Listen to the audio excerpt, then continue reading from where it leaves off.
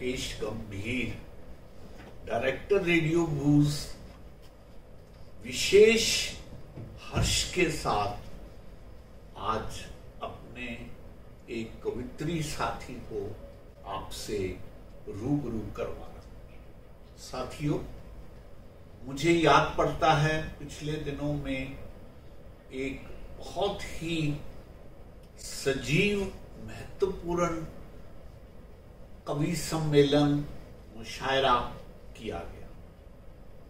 शायद फरीदाबाद में मेरे लिए वो एक पहला ऐसा कवि सम्मेलन मुशायरा था जहां पर कविता पाठ करके शायरी सुना के मुझे बहुत अच्छी फीलिंग रही। मुझे लगा कि मैं अगर फरीदाबाद छोड़ के गुड़गांव आ गया हूं तो यहाँ की जो इतनी रिस्पॉन्सिव ऑडियंस है, इसको मैं सच में मिस कर रहा था, जो मुझे उस दिन देखने को मिली।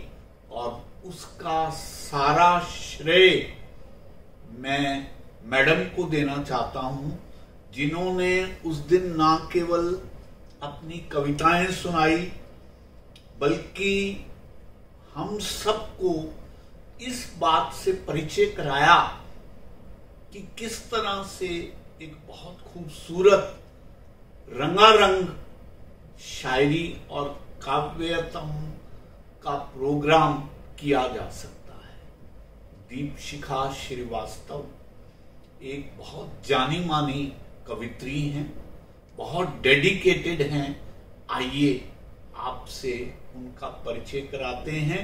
उससे पहले मैं आपका मैडम स्वागत करता हूं और आभार व्यक्त करता हूं कि आप समय निकालकर हमारे स्टूडियो में आई हैं। मैं चाहूंगा कि आप हमारे ऑडियंस से अपना परिचय दें। बहुत धन्यवाद सर। Thank you. पहले तो आपको और रेडियो बूज को बहुत धन्यवाद देती हूँ। थैंक यू कि आपने मुझे यहाँ आमंत्रित किया जी, और इतने अच्छे तरीके से आपने मेरा परिचय दिया है। मेरा परिचय कुछ भी नहीं है, एक छोटा सा परिचय है। मैं शिक्षाविद हूँ और साहित्य में रुचि बचपन से रही है जी। जन्म अयोध्या में हुआ, ननिहाल में जी। कर्म और ये कहिए कि पढ़ाई लिखाई शिक्षा दीक्षा प्रयागराज में हुई और वहीं से मेरी साहित्यिक अभिरुचि जागृत हुई और मैं आगे बढ़ती गई। संस्कृत से एमए हूँ, बीएड किया संपूर्णानंद से जी। तो यही एक छोटा सा परिचय है। और एमईटी इंटरनेशनल सेक्टर 46 में 12 साल head of the department Sanskrit रही। क्या बात। और काफी बच्चों को पढ़ाया। साथ में मैंने ऑनर्स डिप्लोमा कंप्यूटर्स में किया था, तो मैंने संस्कृत पे एक गेम और ऐप भी डेवलप किया, जिससे बच्चों के साथ मिलके तो उन बच्चों को पंचकुला रीजन में फर्स्ट प्राइज मिला स्मृति ईरानी जी के हाथों से जी। तो बस इतना है कि मैं कुछ कर सकूं जीवन में आगे, इस तरह के कुछ अलग काम, यही एक इच्छा है जी। देखिए मैम, आपकी संक्षिप्त सी परिचय सुनने के बाद मैं दो बातें कहना चाहता हूँ जी सर। पहली बात तो ये कि आप जैसी विदुषी महिला और इतनी हम्बलनेस से बात कर रही है, तो मुझे एक शेर याद आता है कि वो शख्स जो तुमसे झुक के मिला होगा, यकीनन उसका कद तुमसे बड़ा होगा, यकीनन उसका कद तुमसे बड़ा। सर ये तो आपकी विनम्रता है सर। नहीं, सर नहीं बिल्कुल मैं ये कहने में कोई अतिशयोक्ति महसूस नहीं करता कि बहुत विनम्र हैं। ये मैंने उस दिन भी आपके व्यवहार में देखा है। और दूसरी बात मैं ये कहना चाहता हूँ कि आप जैसे जो व्यक्ति हैं और जिस तरह का व्यक्तित्व आप रखती हैं, उसकी छाप बहुत दूर तक लोगों पे रहती है। इसलिए हमारा प्रयास रहता है कि अपनी ऑडियंस से हम उन लोगों से परिचय कराएं जो एक उदाहरण के रूप में लोगों के सामने प्रस्तुत हों और अपनी छाप के माध्यम से आगे उनके ऊपर प्रभाव डालें। सर ये तो आपका बहुत धन्यवाद, आप इतना अच्छा काम कर रहे हैं। दीपशिखा जी, आप साहित्य की बहुत सेवा करती हैं आप संस्कृत में अध्यापन का काम करवा रही हैं और मैं समझता हूँ इस देश की संस्कृति को आगे बढ़ाने में आपका जो योगदान है वो भी अपने आप में अद्वितीय है। इसलिए पुनः खैर मकदम करते हुए आपका मैं ये चाहूँगा कि आप बताएं कि आपकी एजुकेशन कहाँ पे रही और साहित्य में जो आपका झुकाव हुआ वो कब हुआ? बहुत अच्छा सर प्रश्न ये है और मैं बताना भी चाह रही थी जी कि मेरा जो विद्यालयी शिक्षा है वो तो मेरी सेंट एंथनीज इलाहाबाद से हुई है। ओके। और उसके बाद इलाहाबाद विश्वविद्यालय से मैंने ग्रेजुएशन और पोस्ट ग्रेजुएशन किया संस्कृत में। जी। उसके बाद बीएड किया मैंने संपूर्णानंद संस्कृत विश्वविद्यालय से। और सॉफ्टवेयर में 2 साल का मैंने डिप्लोमा कोर्स किया, ऑनर्स डिप्लोमा किया, वो भी इलाहाबाद से ही किया, प्रयागराज से। और साथ में मैंने मेरी अभिरुचि कैसे जागृत हुई तो ये तो मैं कैसे बताऊं, मैं बहुत छोटी थी जी। और एक संस्मरण यही सुनाना चाहती हूँ मैं कि मेरी बड़ी दीदी थी और मेरी एक छोटी बहन। तो मेरी बड़ी दीदी का नाम जूही था और मेरी छोटी बहन का नाम जया था जी। और उस वक्त मेरा नाम माता पिता ने नीतू रखा था। ओके। तो मैं उनसे पूछती थी कि 8-9 वर्ष की रही होंगी कि मेरा दीदी के नाम का मतलब है, मेरी छोटी बहन का नाम का मतलब है, मेरे नाम का कोई मतलब क्यों नहीं है, तो आप लोगों ने ऐसा नाम मेरा क्यों रखा जी। तो बहुत दिनों तक ये प्रश्न अनुत्तरित रहा। कई तरीके से मुझे बहलाया गया कि तुम्हारा नाम दादी ने नीति रखा था पर सब नीतू बोलने लगे। तो मैंने कहा नहीं, मुझे ऐसा नाम नहीं चाहिए।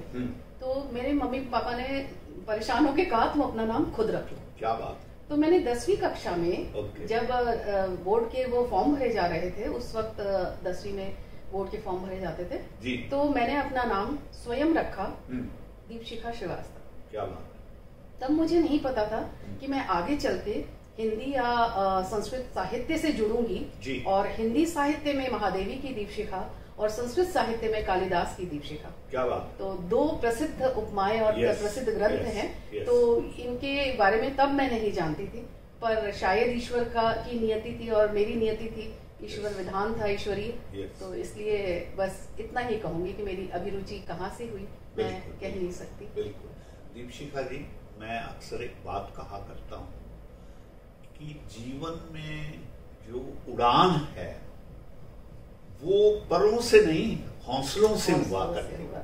और मैं ये देख रहा हूं कि आपने ये हौसला रखा कि माँ बाप ने जो नाम रखा उसको आपने छोड़ के अपना नया नाम स्वयं चयनित किया। तो ये आपके हौसले को बताता है और उसी का द्योतक है। और मैं ये समझता हूं कि आपका नाम अपने आप में एक टॉर्च बियर के तौर पर लोगों के सामने उपस्थित होता है और वो काम आप कर ही रही हैं। तो मैं ये जानना चाहूंगा कि आप संस्कृत की विद्या के साथ साथ आप लेखन में भी रुचि रखती हैं? मैं करीब 18 साल की थी, 17-18 साल की। और तब मैंने अपनी पहली कविता लिखी थी जी। शायद वो अभी आज पढ़ूंगी तो वो बहुत अच्छी नहीं कह सकूंगी, मतलब परिपक्व आपको लगता है वो नहीं होगी? नहीं, वो नैराश्य भाव या वो कहिए कि मैं बहुत ही ज्यादा आदर्शवादी थी। और जब वो मैं और आप अब मैं परिपक्वता के दृष्टिकोण से सोचती हूँ तो आदर्श और यथार्थ हमेशा टकराते हैं। यस। तो ये जो टकराव था उस बाल मन पे बड़ा प्रभाव करता था और उससे जो नैराश्य उत्पन्न होता था ना, तो उस वक्त मैं अब स्वभावतः मैं ओज वाली हूँ। तो मेरा जो स्वभाव बचपन से यही था कि प्रश्न करना, तर्क करना और गलत चीजों को नहीं मानना किसी भी हालत में। तो ये एक जो प्रवृत्ति मेरी बचपन से थी कि मेरे प्रश्नों का उत्तर मिलना चाहिए और जब वो यथार्थ और आदर्श टकराते थे तो मतलब एक बाल मन बहुत आहत होता था। मैंने 17-18 साल में पहली कविता लिखी थी जी। और उसके बाद आज से 30 वर्ष पूर्व करीब मैंने all India radio Allahabad Varanasi से अपनी पहली कविता बोली थी। और बल्कि वहीं से मुझे पहला चेक मिला था जिससे मेरा अकाउंट भी खुला था। ओके। जी। तो दीपशिखा जी, आप बताइए कि अब तक कितनी पुस्तकें आपकी प्रकाशन में आ चुकी हैं? सर मेरी अभी तक 2 पुस्तकें प्रकाशित हो चुकी हैं जी। एकल काव्य संग्रह और करीब 11 साझा संकलन। ओके। तो और एक अभी मैं उपन्यास मेरा चल रहा है जो अगला क्रम में है, जिसको मैं प्रकाशित करवाऊंगी। तो ये 2 पुस्तकें मैं आज लेकर आई हूँ आपके समक्ष। कुछ मैं कहूँ, कुछ तुम सुनो, ये मेरी पहली पुस्तक है। ये इतना सजेस्टिव नाम आपको किसने सुझाया? सर किसी ने नहीं, ये मेरी फीलिंग्स थी, मेरी अपनी संवेदनाएं थी कि मैं सोचती हूँ कि हर एक बात कह के क्यों समझाई जाए। यस। हर एक बात को दुनिया में हर चीज ना कही जा सकती है और ना हर चीज कहने पे समझी जा सकती है। बहुत अच्छा। तो कुछ मैं कहूँ और कुछ तो तुम अपने से भी सुन लो, समझ लो। क्या बात। अब मैं एक गीत मैंने पढ़ा था किसी बहुत अच्छे कवि का, गीत अगीत। हाँ। तो उसमें उन्होंने कहा था कि आप गीत किसको मानते हैं? जो मुखरित हो गया, जो नदी बहती है, जो गुलाब खिलता है, जो हवाएं चलती हैं, क्या ये संगीत और गीत नहीं है? क्या बात। क्या उनकी भाषा नहीं है? जी। तब मैं मतलब मुझे इतनी ये छू गई दिल को बात कि सच में बहुत कुछ, बहुत पूरी प्रकृति, पूरा ब्रह्मांड हमसे बहुत कुछ कहना चाहता है। बिल्कुल। तो जो तो कह दिया गया उसे तो तुम सुनो ही, और कुछ अपने से भी तो सुनो। इस शीर्षक पे मैंने एक कविता भी इसमें लिखी है और बहुत ही अच्छी कविता है वो। मैं दीपशिखा जी आपकी बात सुन के एक संदर्भ मुझे याद हो आया। कहते हैं कि जिन दिनों में रविंद्रनाथ ठाकुर थोड़ा अस्वस्थ थे और बहुत गीत लिख चुके थे, तो विनोबा भावे उनके पास गए, कहने लगे कि मित्र, इस बात का संतोष है कि आपने 55,000 गीत लिख डाले हैं, इतने गीत तो टेनिसन ने भी नहीं लिखे। तो रविंद्रनाथ ठाकुर ने कहा, आप मित्र ठीक कह रहे हो, लेकिन अभी तक मैं वो गीत नहीं लिख पाया जिसको लिखने के लिए मैं यहाँ आया। तो आप बिल्कुल ठीक कह रहे हैं। Whatever is said and written is really good, but whatever is left unsaid is much more important. शायद मुझे याद आ रहा है, अपने स्टूडेंट लाइफ में हमने एक अंग्रेजी की कविता पढ़ी थी और उसका नाम था odd on Grecian earn. That was कि एक यूनान का सुराही है और उसके ऊपर एक चित्र उकेरा हुआ है, जिसको कवि जो है अपने शब्दों में कहने का प्रयास करता है, और उसकी पंक्तियां यही कहती हैं कि वो गीत जो बोल दिए गए हैं उनका स्वर बहुत आनंदित है, लेकिन ये जो एक दूसरे की तस्वीरें बनी हैं और कहना चाह रहे हैं और हम सुन नहीं पा रहे, ये उससे भी कहीं ज्यादा मधुर हैं, कहीं ज्यादा मीठे हैं और मीनिंगफुल हैं। मैं आपकी बात से पूर्णतः सहमत होते हुए और इन संदर्भों को जिनको मैंने कोट किया है, मैं सिर्फ इसलिए कोट किया है कि मैं आपकी बात को पूर्णतः जस्टिफाई समझता हूं, इसलिए मैंने ये बात कही। तो हम आते हैं, कुछ मैं कहूं कुछ तुम सुनो, इस बात पर कितनी कविताएं हैं और इनमें से कौन सी प्रमुख कविताएं या इनको कितने भागों में आपने बांटा है, उसकी बात हम करते हैं। जी, ये मेरी पुस्तक है और ये इसका कवर पृष्ठ है। जी। ये चित्र अपने आप में बहुत कुछ कह रहा है। जी, जी। कि ये कह रही है एक दूसरे से और कुछ मौन भी है, तो वो जो मौन मुखरित नहीं हो पाया उसको भी तुम सुनो। और ये कवर पृष्ठ की संकल्पना मेरी है और मेरी छोटी कजिन बहन ने इसको मूर्त किया है, बनाया है चित्र। और इसके अंदर मैंने 9 खंड रखे हैं। जी। इन 9 खंडों में मैं इसको विभाजित किया है और वो 9 खंड जो हैं वो उसके अंतर्गत उसी से संबंधित मेरी रचनाएं हैं जी। तो इन 9 खंडों के और अंत में मैंने कुछ हाइकू दिए हैं। ओके। क्योंकि मैं हाइकू लिखती थी लेकिन बहुत अधिक नहीं लिखा, पर मैं चाहती थी कि मेरे पाठक ये जाने कि हाइकू भी एक विधा है। yes. और एक पहले मैं सोचती थी कि मैं छोटी सी कविता में कैसे बोल पाऊंगी। yes. जापानीज विधा है, जापानी विधा है, 5-7-5 के में लिखा जाता है शब्दों में। तो लेकिन मैंने लिखा और बहुत अच्छा लिखा। तो फिर मैंने उसको इसमें अंत में कुछ 20-22 मैंने हाइकू भी दिए हैं। ये जो 9 खंड है इसमें, तो ये जय मातृभूमि, दिल की नजर से, पर्व, रोशनाई ख्यालों की, प्रकृति, सफरनामा और रंग कुछ और भी, कुछ इस तरीके के मेरे ये 9 खंड हैं इसमें। ओके।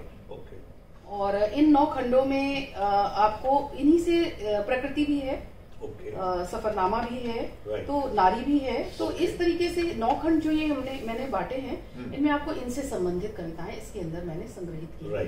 तो इसमें किस विधा को आपने अडॉप्ट किया? मैं मुक्त छंद ही लिखती हूँ। ओके। ठीक है, तो मैंने इसमें मुक्त छंद में ही कविताएं लिखी हैं। जी।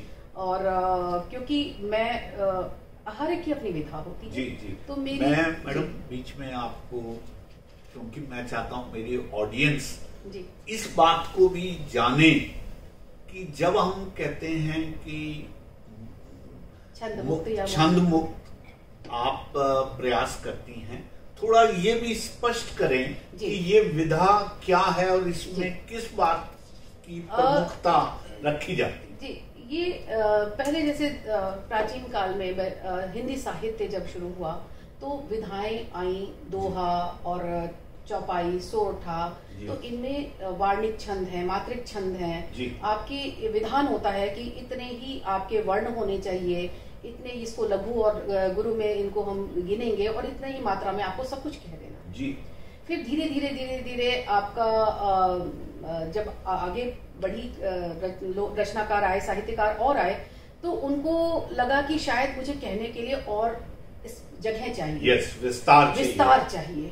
हम अपनी बात को पूरा नहीं कह पा रहे इन छंदों में। तो क्या होता है कि भाव, शब्द और छंद विधा को एक साथ बिठा के कहने में बहुत सी चीजें अपने आप समझनी पड़ती हैं पाठकों को। तो वो पाठक क्या होता है कि अपने हिसाब से समझता है जी। अब एक चौपाई तुलसीदास जी ने लिखी है, समरथ को नहीं दोष गोसाई जी। अब इसकी व्याख्या लोगों ने 10 तरह से की है। बिल्कुल ठीक है। तो अब क्योंकि ये छंदबद्ध रचनाएं हैं, तो आपके पास मात्राएं गिनी हुई हैं, शब्द आपके पास इसी तरह का प्रयोग करना है। आप 4 शब्दों का प्रयोग पहले नहीं कर सकते, चीजें ऐसे उसमें बढ़ती चली जाती हैं। तो क्या होता है कि आप एक उसमें बंधे होते हैं। तो फिर क्या होता है, पाठक को अपने आप समझना पड़ता है। परवर्ती काल में जब साहित्यकार आए तो उन्हें लगा कि मैं जो कहूँ, कवि जो कहे उसको ही पाठक ग्रहण करे, उसी अर्थ को ग्रहण करे। तो इसलिए उन्हें विस्तार चाहिए था, और फिर उस विस्तार के लिए उन्होंने छंदों को बाधित किया, छंद को तोड़ दिया। उन्होंने लय रखी, लयबद्धता रखी, रिदम रखा, लेकिन उसमें मात्रिक और वार्णिक चीजों का ख्याल तोड़ा गया। मेरा मानना है कि विचार भाव प्रवण जो कविताएं होती हैं, तो वो भाव प्रवण कविताएं जो होती हैं वो मुक्त छंद मांगती हैं, विस्तार चाहती हैं। तो मेरी कविताएं वैसी ही हैं। बहुत अच्छे। देखिए मैम, मैं अपनी शायरी के अंदाज में एक बात कहा करता हूँ कि तुमसे जन्मे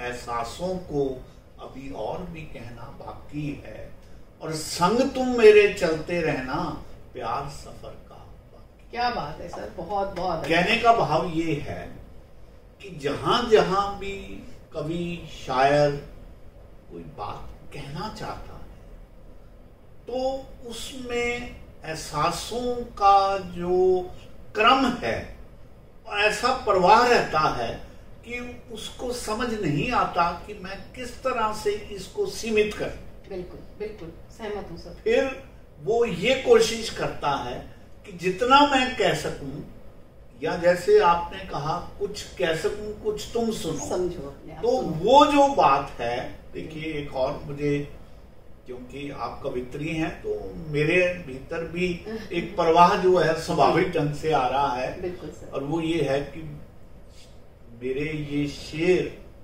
होंगे शेर तुम्हारे लिए, मेरे ये शेर होंगे शेर तुम्हारे लिए, मैंने तो तेरे मेरे एहसास बुदबुदाए। क्या बात है सर, बहुत कुछ। तो कहने का भाव ये है कि बहुत कुछ कह के भी अपने आप को सीमित महसूस करता है जी। और वही भाव मैं आपकी पुस्तक के टाइटल में, और मुझे लगता है अभी तो ये क्रम शुरू हुआ है, आपकी कविताओं में ये सारी बात रिफ्लेक्ट डेफिनेटली हुई जी। जैसे आपने कहा ना, इसी पे 4 पंक्तियां मेरी भी हैं। इरशाद।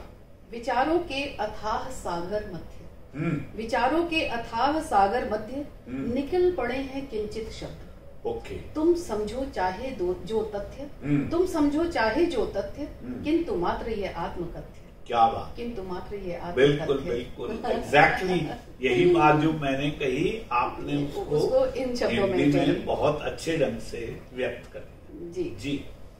तो मैं एक 2 पंक्तियां देना चाहती हूँ जी अपने श्रोताओं को।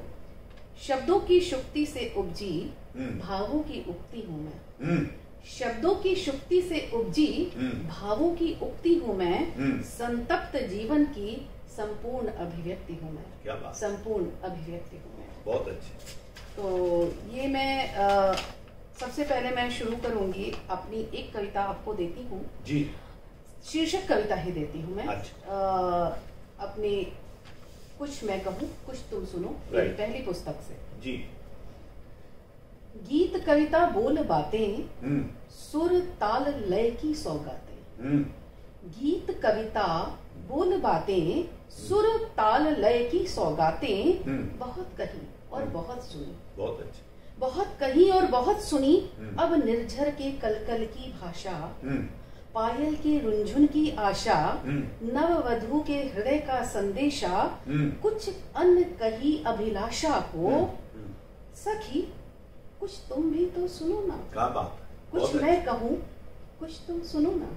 बहुत अच्छे। उत्ताल अर्णव गर्जन के रव को, उत्ताल अर्णव के गर्जन के रव को, खग राग विराग गुंजन कलरव को, बुलबुल गौरैया खंजन चंचल स्वर को, कुछ अनकहे संकेतों को, बहुत अच्छे। सखी खुद भी तो कुछ पढ़ो ना। बहुत अच्छे। कुछ मैं कहूँ कुछ तुम सुनो ना। बहुत अच्छे। गंगा घाट पर बजती घंट ध्वनि, गंगा घाट पर बजती घंट ध्वनि, हवन कुंड में जलती अग्नि को, गिरी में बहती पवन की प्रतिध्वनि को, बहुत अच्छे। मौन मुखर अनहद नाद को, सखी खुद भी तो कुछ गुनो ना। बहुत अच्छे। कुछ मैं कहूँ कुछ तुम सुनो ना। बहुत अच्छे।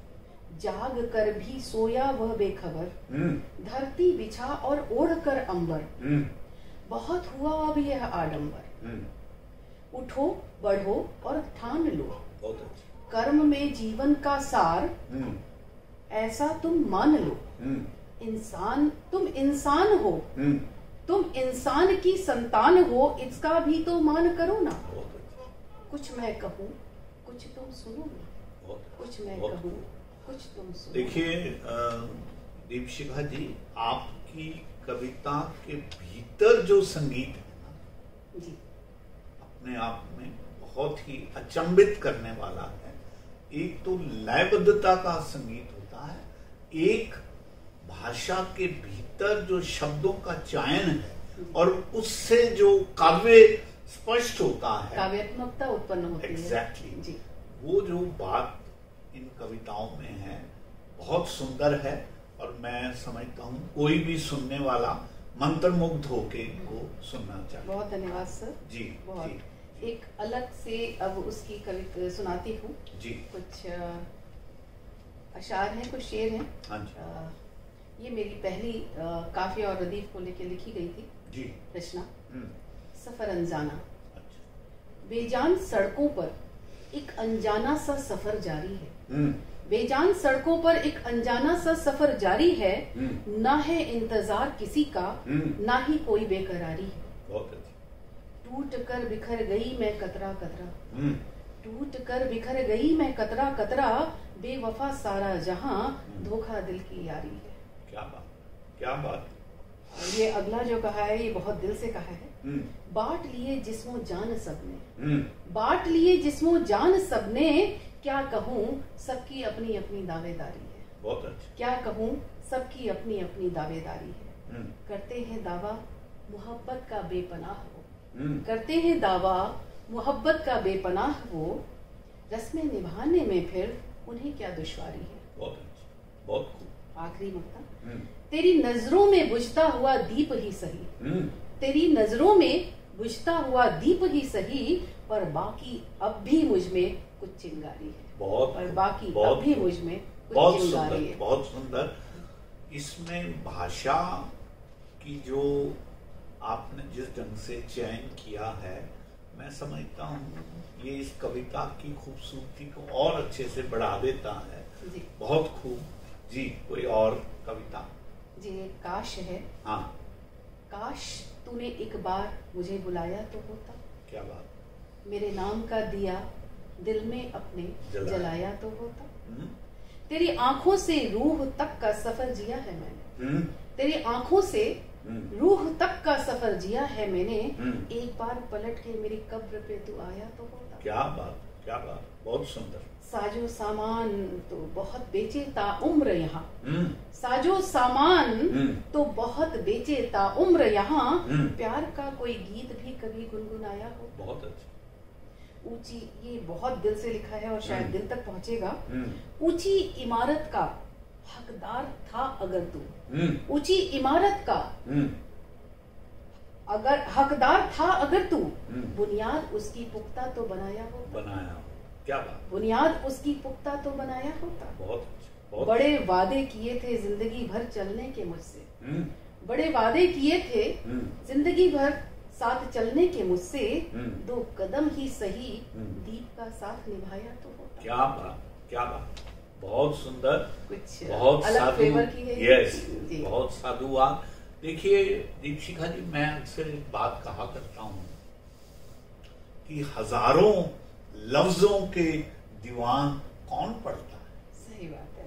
हजारों लफ्जों के दीवान कौन पढ़ता है, कोई दिल को छूती बात हो तो कह जाओ। क्या बात है। बात ये है, बहुत खूब। आपकी हर कविता हजारों लफ्जों के दीवान भले ही ना हो उसमें, लेकिन वो दिल से दिल तक की यात्रा है और बहुत सुंदर खूबसूरत यात्रा। बहुत धन्यवाद सर जी, बहुत धन्यवाद जी। और इसी किताब से, इसी पुस्तक से मैं एक और देती हूँ आपको, इसी फ्लेवर की एक और, हाँ, इसी रस की। पनाह जी। किसी के जमीर की यहाँ कभी थाह नहीं मिलती, सौदागरों का बाजार है पाक निगाह नहीं मिलती। बहुत अच्छे, बहुत अच्छे। किसी के जमीर की यहाँ कभी थाह नहीं मिलती, सौदागरों का बाजार है पाक निगाह नहीं मिलती। बहुत खूब। खो जाती हैं आवाजें जो निकली सच की जानिब, खो जाती हैं आवाजें जो निकली सच की जानिब, हर शख्स को घने दरख्तों की छाह नहीं मिलती, हर शख्स को घने दरख्तों की छाह नहीं मिलती। भीगी पलकें करती है इकरार कुछ तो यू आज, भीगी पलकें करती है इकरार कुछ तो यू आज, किसी को किसी की यहाँ परवाह नहीं मिलती। बहुत अच्छे, किसी को किसी की यहाँ परवाह नहीं मिलती। जब इंसान इंसान को छले, जब इंसान इंसान को छले, किसे है सजा देने का अख्तियार, खुद से खुद को कभी सजाए गुनाह नहीं मिलती। बहुत अच्छे। खुद से खुद को कभी सजाए गुनाह नहीं मिलती। नहीं मिलती अपनों को अपनों के ही घर की राह, क्या बात। नहीं मिलती अपनों को ही अपने घर की राह, कभी दिल से दिल की कोई चाह नहीं मिलती। बहुत बहुत। आखिरी मक्ता है जी। खुदगर्ज जमाने का रिवाज भी तो देखो जरा दीप, खुदगर्ज जमाने का रिवाज भी तो देखो जरा दीप, खुद की ही आंखों में आंसुओं को पनाह नहीं मिलती। बहुत खूब। खुद की ही आंखों में आंसुओं को पनाह नहीं। बहुत बहुत साधुवाद। आपकी इस पूरी, क्या कहूँ इसको, गजल रचना कह लीजिए सर। रचना। I am reminded of one of my अशार जी, कि अच्छा ही किया जो तूने ख्वाब मेरा तोड़ दिया। क्या बात। अच्छा ही किया जो तूने ख्वाब मेरा तोड़ दिया, वरना मैं तो यूं ही सदियों तक सोया सा चला जाता। क्या बात है सर, मैं तो यूं ही सदियों तक सोया सा चला जाता। क्या बात, बहुत सुंदर। बहुत सुंदर आपने रचनाएं सुनाई हैं और मैं समझता हूँ हमारे श्रोतागण भी इसका आनंद उठा रहे हैं।